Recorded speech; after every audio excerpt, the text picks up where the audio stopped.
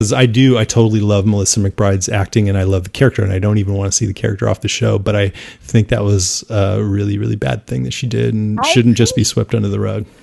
Yeah, yeah, a lot could be forgiven in the apocalypse. Yeah, that's true.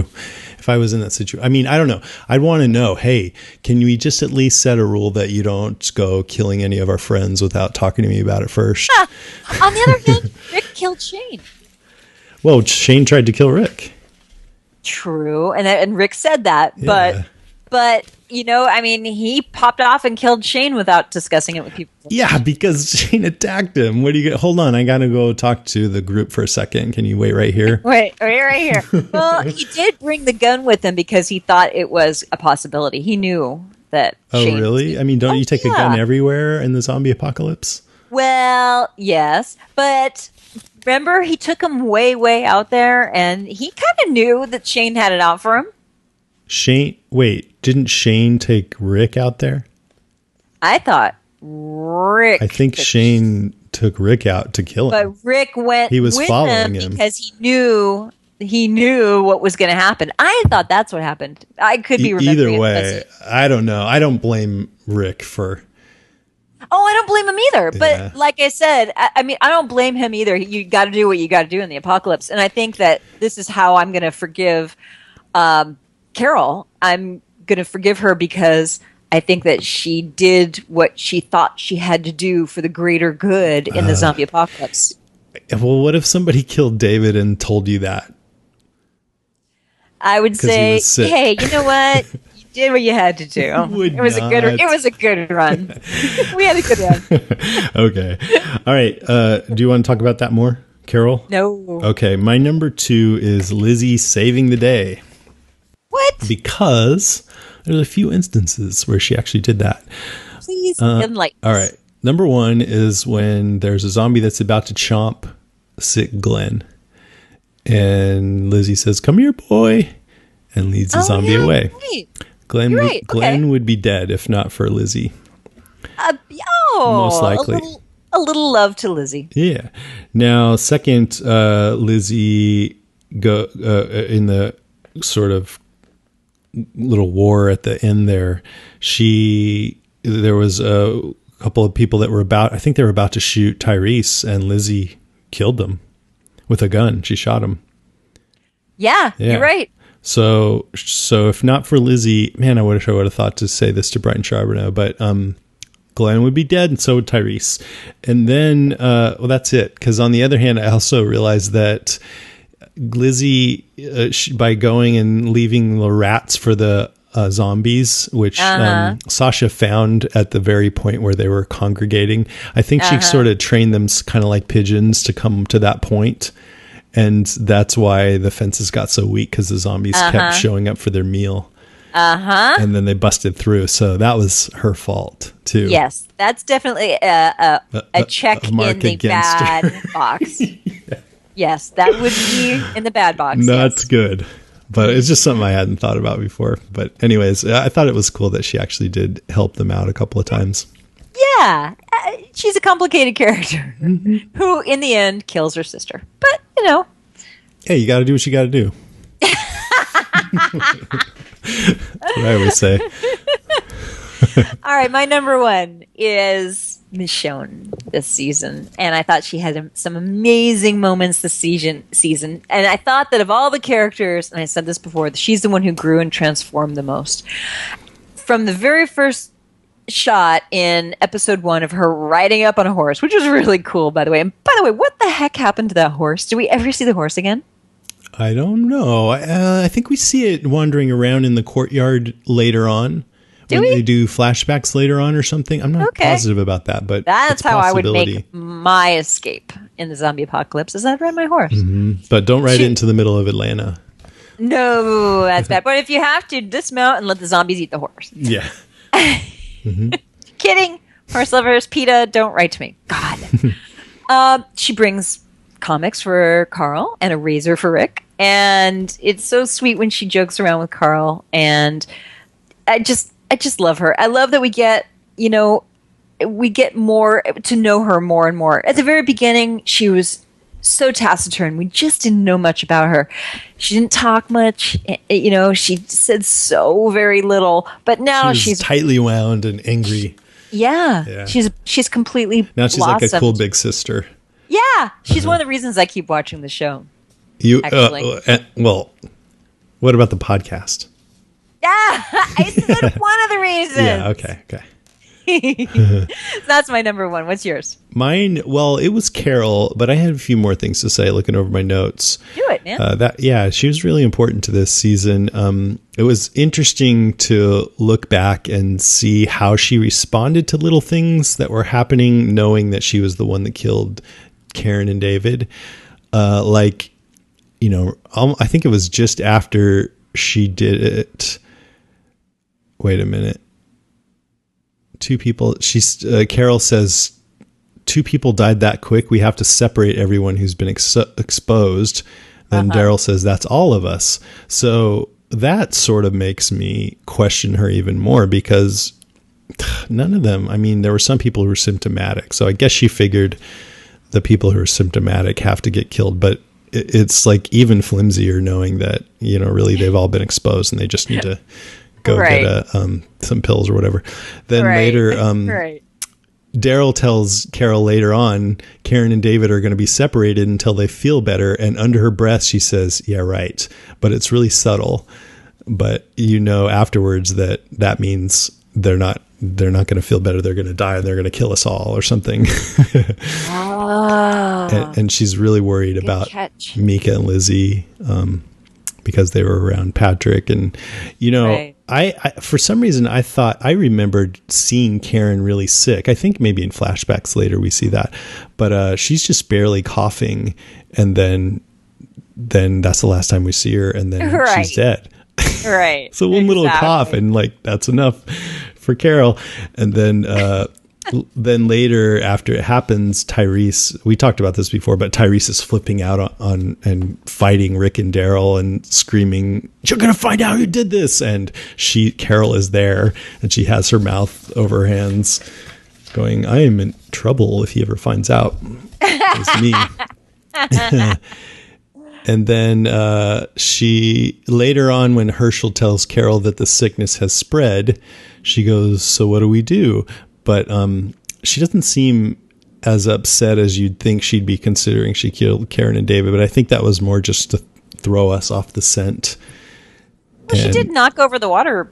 At that point, but I'm saying in this very scene, right? She's like, oh, so what should we do? And then, but then later, Carol says to Tyrese, "What happened to Karen? I'm so sorry." And then she doesn't say that I killed her, or that I did it, but that's what she means. She's really sorry because she's the one who did it. Yeah. And then, I don't know. Later on, she's defending herself, saying they would have drowned in their own blood. They were suffering. I made it quick. So maybe they were already really sick by the time she got to them. She said they were the only ones who were sick. I was trying to save lives. Somebody had to. But maybe. It bugs me that she's still defending it, because then more people got sick and she, I guess, decided then, oh, well, I'm not going to kill everyone. So once you decide, well, I'm not going to kill everyone, then you'd think you might be a little wondering if you made the right decision killing those first 2. Yeah, exactly. So anyway. Bad decision, Carol. Yeah. And then I thought it was interesting that after Rick tells Daryl what he did, and Daryl's getting upset, and they're going to go tell Tyrese, and then mayhem breaks out. Then Daryl says he's standing at the fence with Carl, and Carl wants to shoot the governor in the head. And Daryl says, your dad's got it. You got to trust him. So I thought it was interesting. Soon after he found out that's what he said. To me, that means that he's, still trusting of Rick. So maybe he thinks Rick did the right thing. Yeah. You could argue that Rick did the right thing, but in my opinion, he should have just said, all right, you know what? Give us half an hour and we'll get out of here and it's all yours. Oh, no, I meant not that. I meant did the right thing by leaving Carol out there. Oh, because if right. Daryl's saying you got to trust him right after he finds out he left Carol. Yes. Yeah. But you could argue that too. I mean, I think just the way I think Carol should have at least talked it over with people before she went and killed Karen and David. Rick probably should have talked it over with people before he left Carol out in the... Yeah. Like a dog. All right, I've got notes. Do it, man. Let's see. This has been really good. I'm not going to read all of these, but let me just see what looks good. I wish... when we see Michonne ride up on that horse, we know that she's been out looking for the governor, and I wish we could watch some little like webisodes seeing what adventure she had out there. Yeah, that would be great. Yeah. Writers, please write that. Yeah, do that for the webisodes. I don't think they did webisodes this year. Wouldn't that be great if they did that? Yeah, as long as they had a quality crew on it, writers and everybody, actors. This season had a lot more sweeping, sorrowful rock music. And to me, it makes it a little more, I don't know, it feels like they're trying to sell music, or it's a bit more of a teeny bopper show, but I think it works still. I still like it. I loved the music. Yeah, I like it too. It feels more like they realize, for some reason, I don't know why, but them adding more of that makes me feel like they realize that their show is this big cultural phenomenon right now. Right. Yeah. It's funny. I didn't even notice that. I still think the 3 questions they ask newcomers are kind of dumb. What's your favorite color? What's and why? the land? What's the airspeed of an a African swallow? Right. I like how Rick holds his gun and cocks his head forward and to the side. Does that seem copied to you? It just so Andrew Lincoln. I don't know. It's so Rick. He's pretty adorable. When the zombie that Patrick was eating in the jail cell leans over and off his bench and his guts fall out, that is a tribute to a zombie in Day of the Dead. For you guys who watch that, Dr. Logan was working on a zombie in his lab and he rolled over. I think that was right. And his guts fell out, or maybe it was a different one in Day of the Dead. But anyway, a little tribute. I want to know, when we watch the next date, I want to pay attention because I can't figure out what happened to the curly headed kid whose name is Luke. I think he was with Mika and Lizzie, and there was another girl, and then Lizzie and Mika decide not to go back to the bus. So maybe Luke just went and got back on the bus, but it seems like they find Luke's teddy bear later on or something. Yeah. There were a couple of people that we didn't get great closure on, but I doubt we're going to see them again. Maybe. Let's see. Okay. We might see them as stir fry. A couple more. So Lily, I feel really bad for Lily. I like Lily a lot. I think she's sexy for one thing. I think she's a very good person. She's a nurse. She always just wants to help people. She really wants love, and she wants to believe in the governor, and everything that he showed her was enough, especially in that situation. I think that for her to believe in him, and now she's dead for it, and her daughter's dead, and it's just really sad. Yeah, it was unbelievably sad. She sort of filled in the blanks with what she wanted. And, in the zombie apocalypse, some guy comes and he looks like the right answer. Mm-hmm. Heck yeah, I would probably have done the same thing. But, I gotta say... Everybody did. Everybody in Woodbury did. Oh, yeah. Andrea did. All of Martinez's camp did. Sure. It wasn't just her. No, absolutely. He's a charming guy, and he had a lot of charisma. By the way, their apartment complex, their little apartment building, seemed like it was a pretty safe place, especially after he went and cleared the upper floors. Yeah.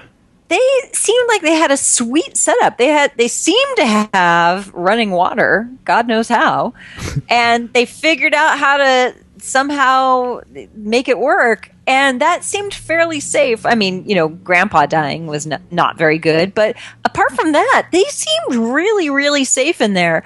That's where I'd head. Their apartment looked like why'd natural they leave? light. I don't know. They went to some crazy camp. Yeah, out in the middle of nowhere. Where it wasn't safe at all. Dude, listeners, please tell me, why the hell did they leave? Yeah, because they had the giant truck of dried meat, Twinkies and stuff. Maybe if they thought they were going to run out of that food and then they'd be screwed or something. I don't know. Then they could have emptied what was in the cupboards in the other rooms in the apartment building, at least for a while, hold up there for a little while longer.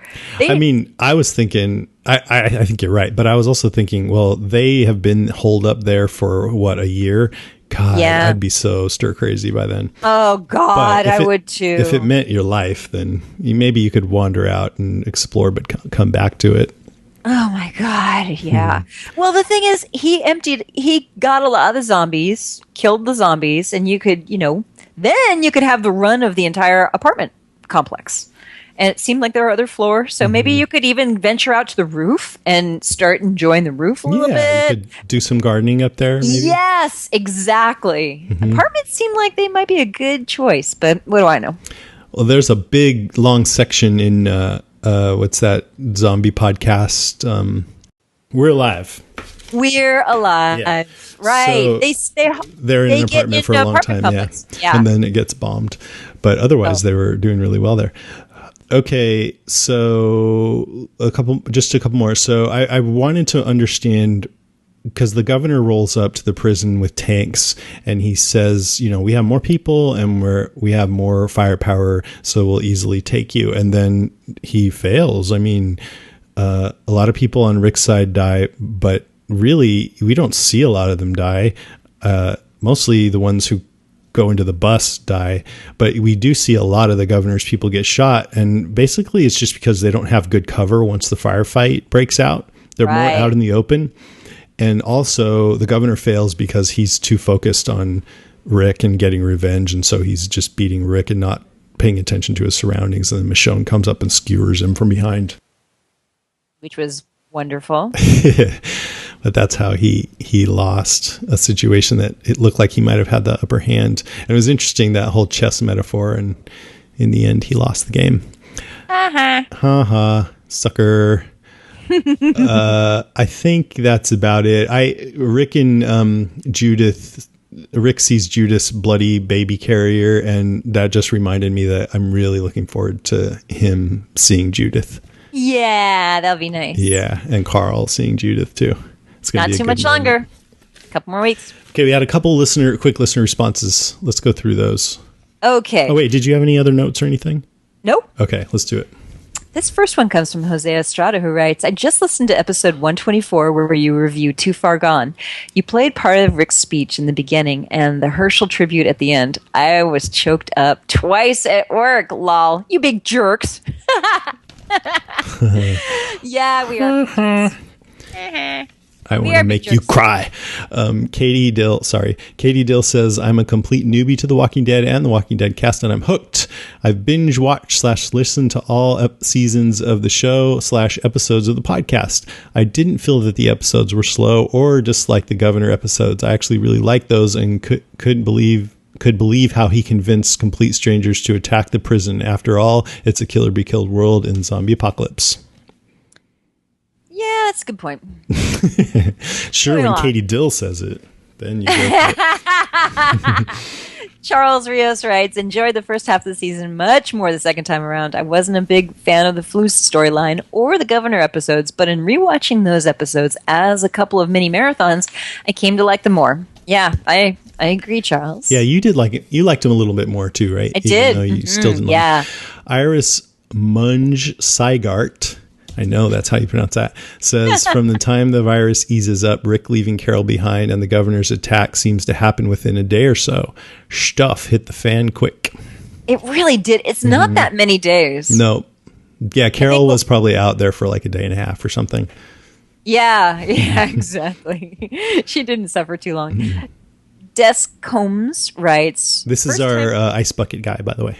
Oh, we love him. First time through, I hated the 2 Governor episodes. Now I love them. Still gotta say, Lily is probably the worst mother in the apocalypse. There is no way I would be on top of an RV with my kid playing down in the mud that far away. What the fuck?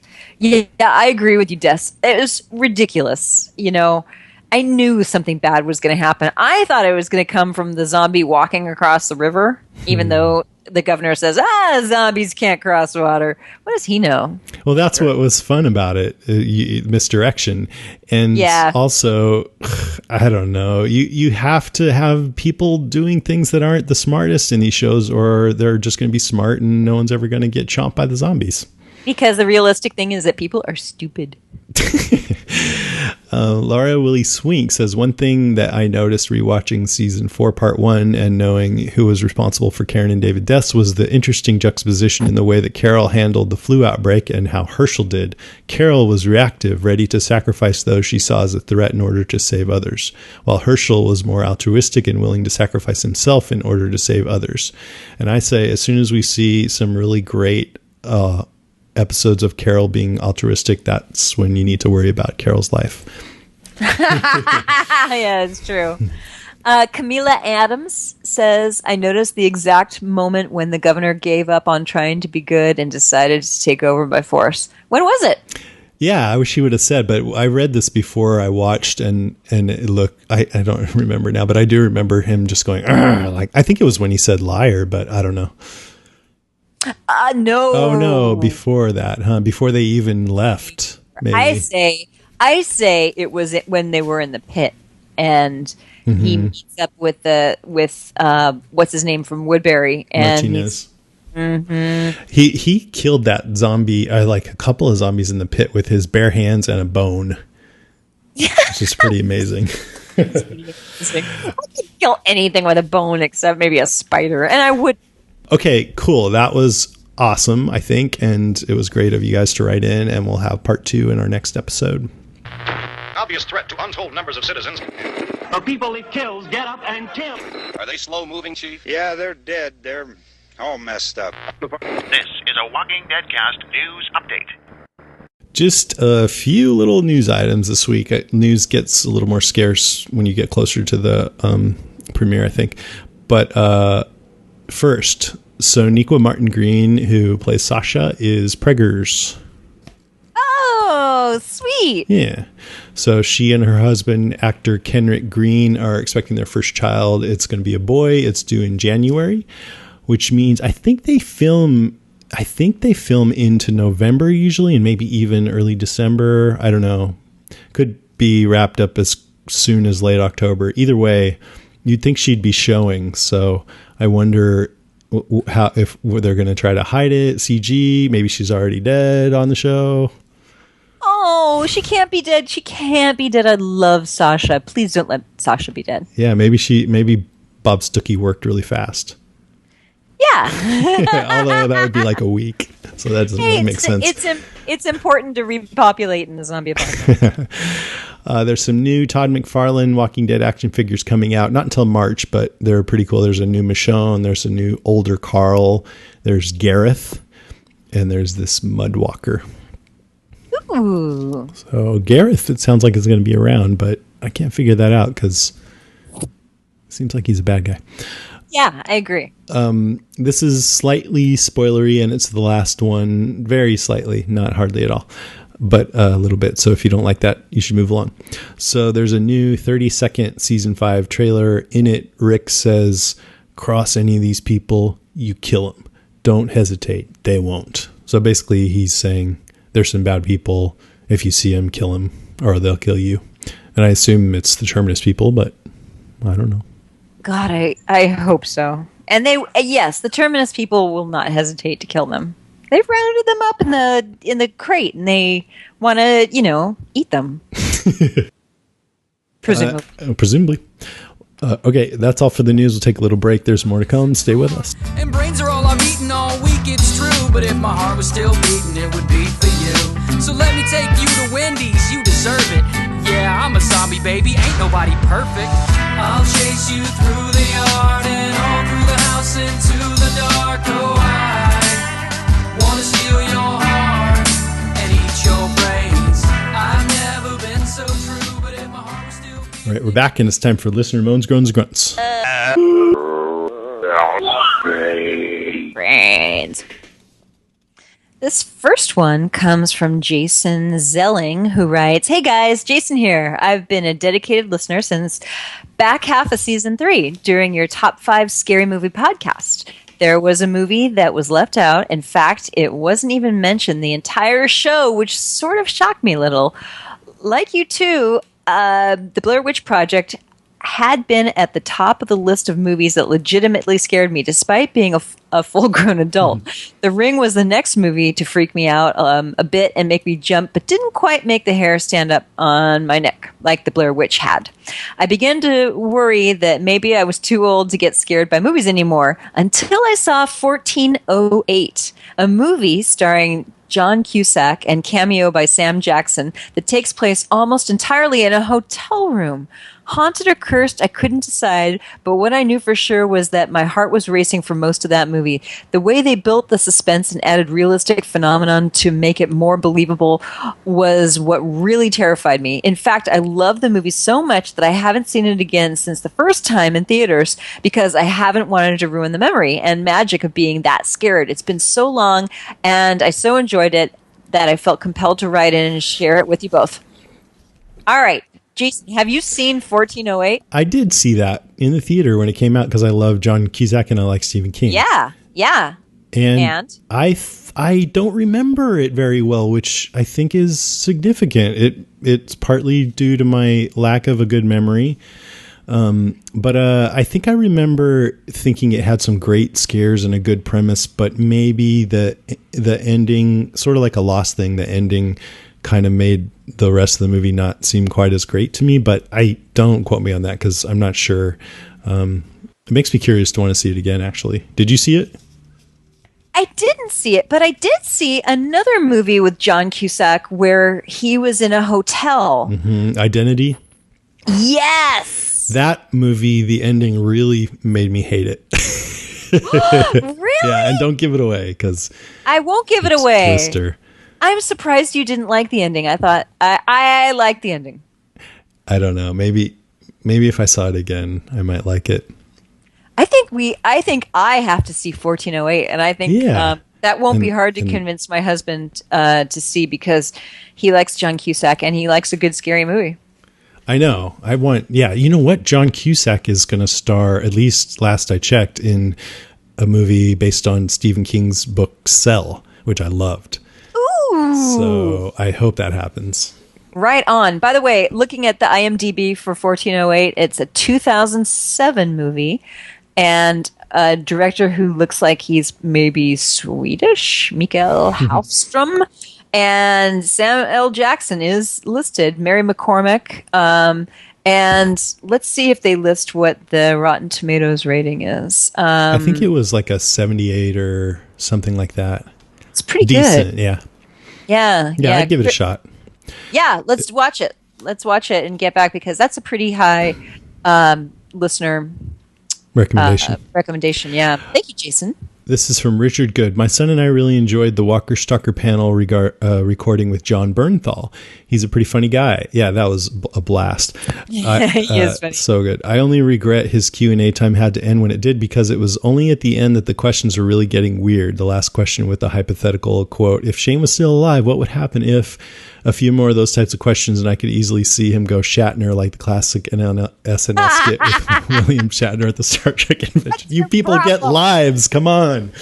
It was funny. They're like, what would have happened if Shane would have survived and this would happen? And he's like, I don't know. I don't write it. I'm sorry. That would be funny to see him go all Shatner. That'd be great. People, get alive. Nah, he loved it. He was having a good time. Okay. You didn't ask him the one thing I wanted you to ask him. No. Dude, that's online, and we've talked about it before, and everybody knows the answer. I just can't remember, but I think it was his old football number. In fact, they showed I think they talked about it in one episode. I don't remember, but I think it's just his old football number. Okay. I'll look it up. I need to look it up just so I can know for sure. Yeah. Fine. All right, this next one comes from Eric. He's going to be in Atlanta, and you might get to talk to him, so then you can ask him that. And I'll just, maybe I'll ask him to get all Shatner on us too. Okay, your turn. Okay. Next one comes from Eric Van Warden, who writes, I'm a little slow about listening to your last podcast, but I have some spoiler news for you. My niece and her boyfriend had the opportunity to take a picture with Reedus and Rooker at Chicago Wizard Comic-Con. In a few seconds before their pic, my niece's boyfriend asked Norman, is Daryl gay? Without hesitation, Reedus told him no. So female fans may rejoice. Or not. Maybe they dig themselves a gay Daryl. How much control does Norman Reedus have over whether Daryl's gay? I say a little, but not as much as he would like. I bet half the time he says no and half the time he says yes. No, I think you're living in a fancy world.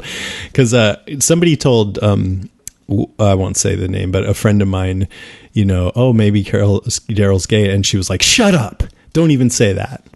I think that would be a fairly common response. Well, I think another common response would be he's not real. Yeah, but you know how people so are. They don't have a chance with him. They want to fantasize, and it's less like you can't imagine Daryl riding in on his motorcycle and telling you to hop on the back if there's another guy back there already. Unless it's a really big motorcycle. Anyway, okay. Next is where is it? Okay, Lenny Roger. Hello, Karen and Jason. I noticed that most people say Jason before Karen, so I wanted to change it up. Thank you, Lenny Roger. Thank you, Lenny. I wanted to get your honest opinion about the show The Strain. I don't think I was going to like it as much as I'm beginning to. There was one episode that made me feel like I was watching an episode of Walking Dead, the one that they were all stuck inside the gas station. Not sure if you watched the show. Anyway, I think it's got a lot of potential. I also love the fact that we're seeing the outbreak from the very beginning. I read that the show will only consist of 5 seasons. They know how it ends. I kind of like that. Do you watch it? No.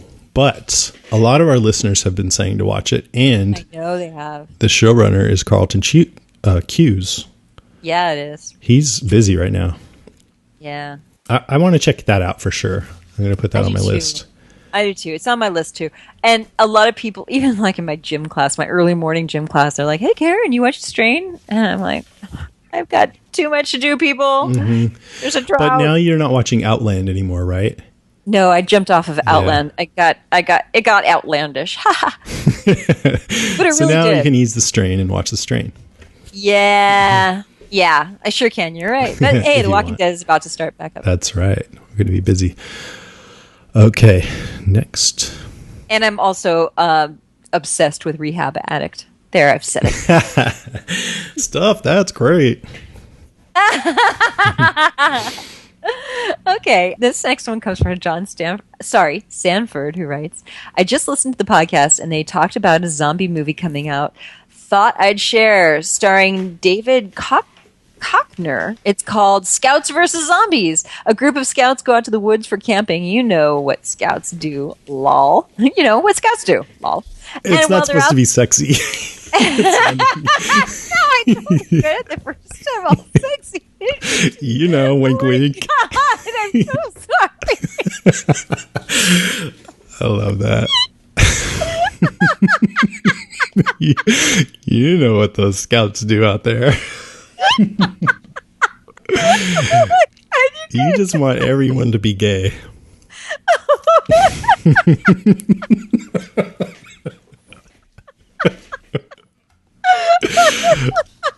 I totally didn't. I'm not taking this out. Okay.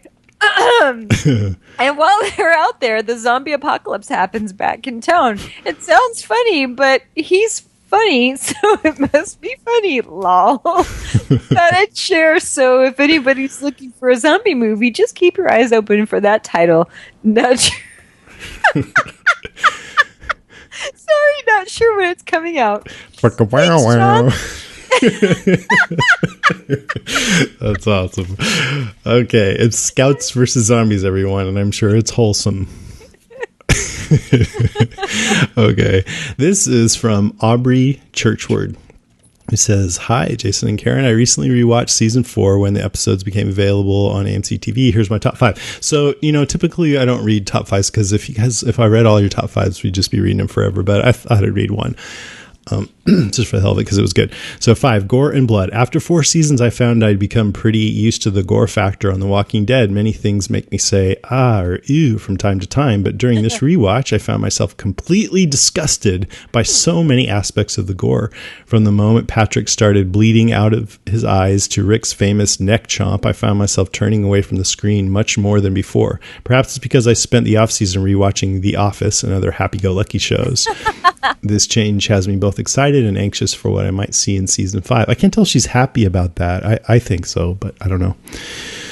4, Herschel. There's no doubt Scott Wilson was a standout star this season. The scene where he broke down in tears in the cell after treating all the sick really moved me. Further, when Daryl called him a tough son bitch after Herschel helped save Glenn, I found myself incredibly emotional, knowing it was the last time they'd speak before Herschel left on his fateful errand with Michonne. That's how you write tough son of a bitch. Yeah, exactly. Yeah, good job. Number 3, The Mystery of Lizzie. This rewatch had me thinking deeper about what could be done about the extreme mentally ill in the world of the zombie apocalypse. Surely after the world's come to an end, there's no access to medicine, therapy, and psychoanalysis that Lizzie obviously needed. I'm still so torn over Carol and Tyrese making the decision they did on Lizzie's fate. She's only a child, as I know I could never do it myself, but I feel like a lot of it had to do with the safety of Judith and others. Yeah, Lou Temple hated that. He made that well known that he thought that was a bad decision. The actor. Stellar performances. I love how this season allowed for more showcasing of certain characters we haven't seen as much of in the past. Who can forget Carl's "Hey asshole, hey shitface" rant, followed shortly thereafter by a peaceful pudding break on the roof. I love that. Getting into some later episodes now. Or seeing more of Michonne's softer side when she cried as she held Judith and spoke to Carl about her son. Other notable moments: Daryl's crying confession to Beth about not being able to save the group, Carol's emotional Grove scene, Bob's backstory in one episode intro, and Rick's incredible live together, die alone speech to the governor. Is that what that was? That was good. Yeah, it totally was. That's true. Well, it's more like live together or kill each other. Yeah, exactly. Number 1, the layout of the season. After the mid-season finale, I initially wasn't a huge fan of the way that the episodes played out, mainly because I found myself worrying about all the characters we weren't seeing in each particular episode. Okay, it's great Rick and Carl are okay, but where's Daryl, Tyrese? But I really loved it this time around and appreciated how the structure allowed us to dig deeper into the personalities of the characters and in seeing how they react to the tragedy of being alone and separated. Yeah, I haven't watched those again, but I'm looking forward to it. Yeah, me too. All in all, it was a fantastic season. I cannot wait for season 5 and can't wait to hear your reactions to new episodes as well. Thanks for all you guys do. Don't get bit, chomp. That's like don't get bit and then she bites us. That was great. Yeah. Thanks for writing. And thank you. And this next guy, Eric, he also did a top 5. I didn't include it, but then he had some other things that I did include. Eric Sherman, who writes, things that I'd like or expect to see in season 5. 1, Daryl, take another page out of Paul Monroe's book and be open about his homosexuality. For one, I think it'd be believable and a good reason why his sexuality has been so hidden despite his central role in the story. Also, I'd like to see alpha hetero muscle heads squirm when their apostle of the zombie apocalypse schemes on some steamy dude booty. It needs to happen. 2, too much muscle for one train car. We've got Abraham, Daryl, Rick, and Michonne all in one car, and soon, I suspect, they'll add Tyrese to that lineup. Although it would be great for a short time, I'd like to see just one massive battle with all those folks fucking all sorts of shit up. At least one of them has to die in short order, right? Maybe it's just me, but I think that's just too many biceps. I don't know. I don't want anyone to die. 3, Eugene Porter. I can't wait to see more of him and his smarmy, charming quirks. Yeah, agreed. 4, I doubt it'll happen, but I hope Lucille kisses Glenn at the end of the season. What? Who's Lucille again? Oh, we can't talk about Lucille. Sorry. Wait, I don't understand. It's a comic thing. Oh, comic. Mm-hmm. But good stuff, man. Yeah, thanks for writing in. Yeah, and we'll maybe next episode we'll talk about what we're hoping to see in season 5 too. Okay, when we wrap up our rewatch. Yeah. Next is from Katie Bircher, who says, I'm a children's young adult book reviewer, so I wanted to share a few book recommendations to help other listeners make it through these last few weeks of the hiatus. My absolute favorite series of YA zombie novels is Garth Nix's Old Kingdom Chronicles, which are high fantasy books about badass girls who fight zombies and ghosts with magic and swords. The first 3 books are Sabriel, Lyriel, and Aborson. Prequel Clariel comes out next month after a horrible 10-plus year long wait between books. I can't recommend this series enough. Tim Curry reads the audiobooks, and they're obviously also incredible. A couple of other series, that was Garth Nix's Old Kingdom Chronicles. A couple other series to check out: The Forest of Hands and Teeth, The Dead Tossed Waves, The Dark and Hollow Places, and The Dead and Empty World by Carrie Ryan. Some good titles there. Yeah. Rot and Ruin, Dust and Decay, Flesh and Bone, and Fire and Ash by Jonathan Mayberry. And Ashes, Shadows, and Monsters by Ilsa J. Bick. Thanks, Katie. Tons of recommendations there. Yeah, heck yeah. Okay, we got a bunch of calls. So here's number 1. This is Mike. Hold on. Mike from Kentucky. Yes, this is Mike from Kentucky. And I was just calling in on a correction on your Graboids episode. On your Walking Dead news, you mentioned that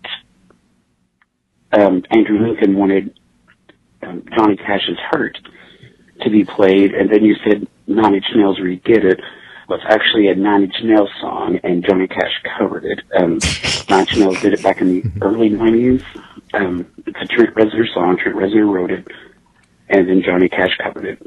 But other than that, thank you so much for everything you do. You do a good show, and I'll be listening soon. Bye. Aw. So we, Thanks, Mike. a lot of people wrote in saying that same thing. And I know that none of you listened to all the way to the end of our episode where we talked about that. Because we put it in at the end. That's okay. Yeah, you don't have to listen to the whole thing. Just listen up until the point where we're wrong and then write in and correct us. But I'm teasing, and thanks for calling, Mike. This next one is from Liana.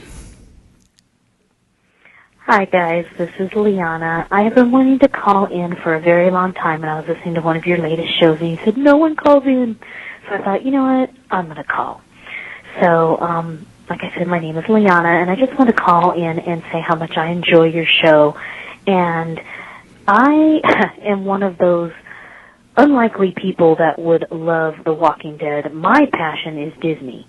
So Disney, Walking Dead don't go together at all in terms of, interests or that type of thing. But I just enjoy the show so much, the storylines and everything, and then I just get so into it. So I am a big fan of the show. And I discovered your podcast a while back and have been trying to catch up on things and how much I enjoyed your show. And I just enjoy your banter back and forth and just, your just the whole, way that you guys do the show. It's a lot of fun and entertaining, and I love all the comic book talk too. I haven't read any of the comics, but I like to know. I'm all about spoilers, so I like to know kind of what's going on in the comics versus what they're doing on the show, and maybe how they're going to adapt it. So I love all that. So once again, enjoy the show and keep up the good work. Thanks. Bye. Oh, she's so cute. Thank you. Thanks, Leanna. Sweet. Glad you're enjoying it. I like Disney too. Pixar especially. Mm-hmm. All right. This is from our friend Idris. Hey guys, it's Idris.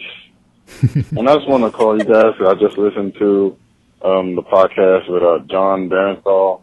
I think that's his name. That plays Shane. Awesome podcast. Yeah, I've been listening to you guys' podcast for a while. I just tweeted you guys. Basically, life's been up and down a lot lately.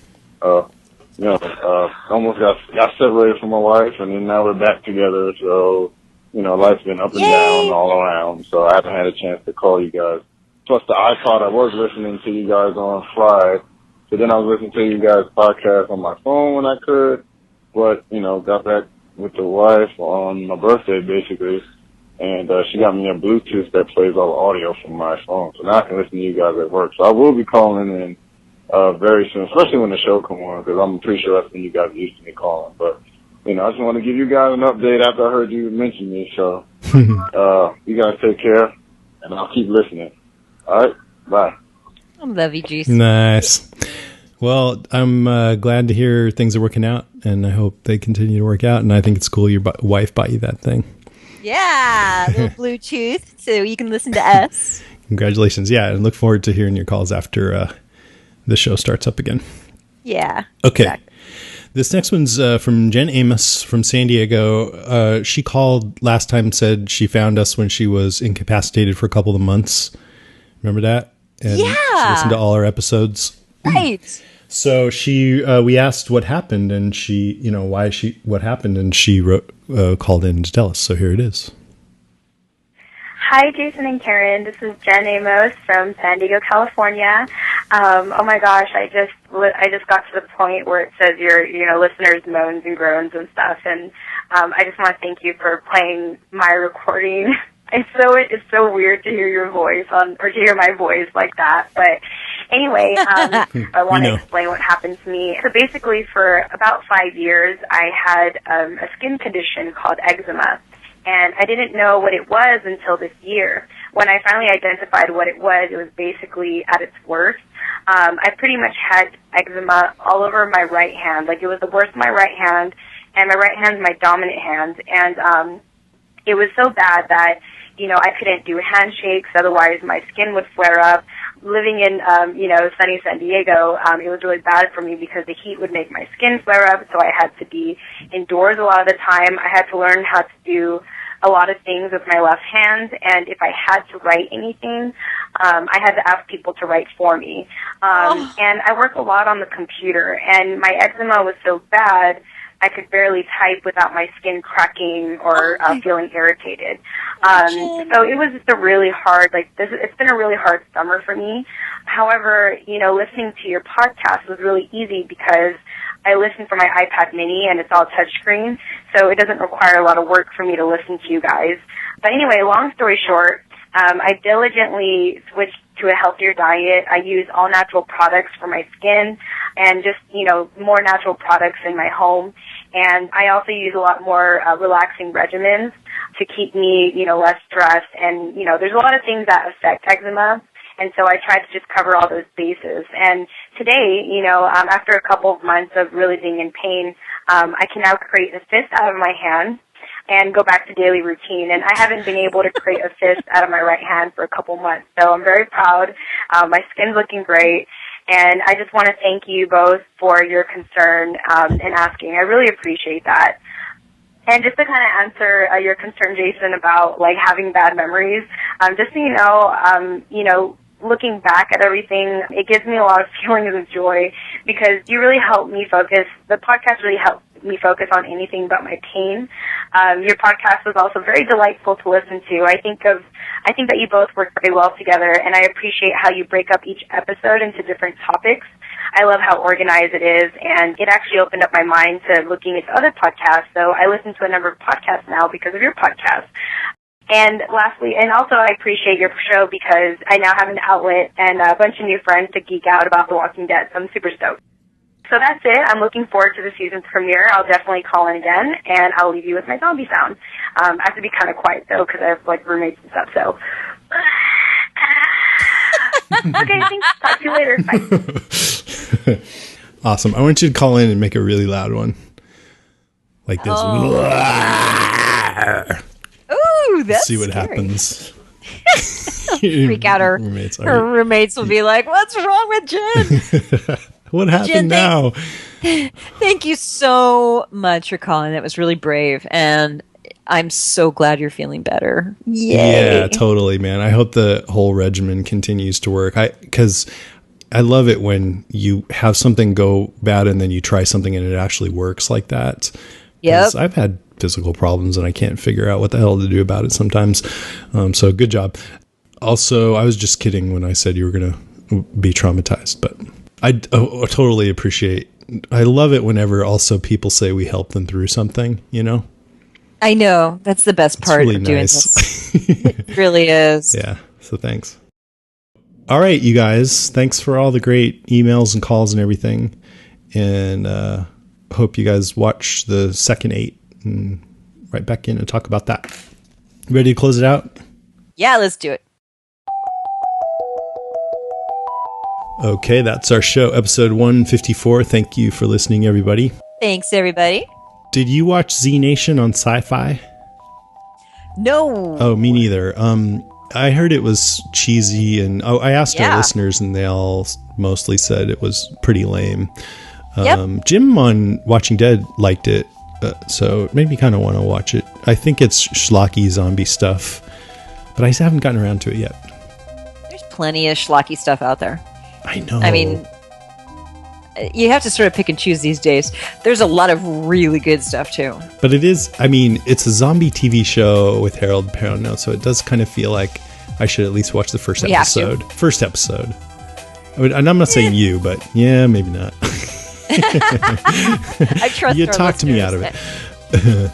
I'm gonna watch at least the first episode just to see. But yeah, it's those sci-fi shows just don't do it for me, except for Battlestar Galactica. Yeah. Yep. Too bad Outlander's so cheesy. Okay, if you want to call us, you can call in at 650-485-DEAD. That's 650-485-3323, or click the send voicemail button on our website. You can write us at brains@walkingdeadcast.com. You can go to our website, read lots of Walking Dead news and information at walkingdeadcast.com, and thank you for clicking through our Amazon link on there. Whenever you shop at Amazon, it helps support us. We appreciate it. We're also on Twitter at Jason and Karen, on Tumblr at walkingdeadcast.tumblr.com, and on Facebook at facebook.com/deadcast. You wanted to mention... Raylan, I do. I just want to do a quick shout out to listener Raylan and tell you two things. One is I finally got your Runner's World magazine, brought it with me to the gym, and as I was on the treadmill, I opened it up to your article about sleep, and there you are. Full page picture of Raylan yawning, and it's really awesome. funny. I can't look at it without yawning because it's just one of those things. And I also wanted to tell you, I'm so happy that your mom's out of the hospital. She's on the road to recovery, and it makes me super happy. So yay, Raylan! Yay, Raylan's mom! Love you both. Awesome, man! I'm glad to hear that. That's pretty cool. Okay, don't forget, if you're going to be in Atlanta and you're on the fence, I hope you'll decide to join us for that tour, because it's going to be, a really cool opportunity to see filming sites. And just let me know, Jason at WalkingDeadcast.com, if you want to do that, or tell me on Facebook. Also, we record our next episode somewhere around October 3rd. That will be covering the final 8 episodes of Season 4, and then we're going into the season. Woo-hoo! Season 5, yay. That's it. All right, that's our show. Thanks for listening. Don't get bit. Jose Estrada. I hereby declare we have Spaghetti Tuesdays every Wednesday. What does it mean to live for the common good? Introducing the Garrison Institute presents The Common Good, the brand new podcast from the Garrison Institute, a leading not-for-profit organization exploring the intersection of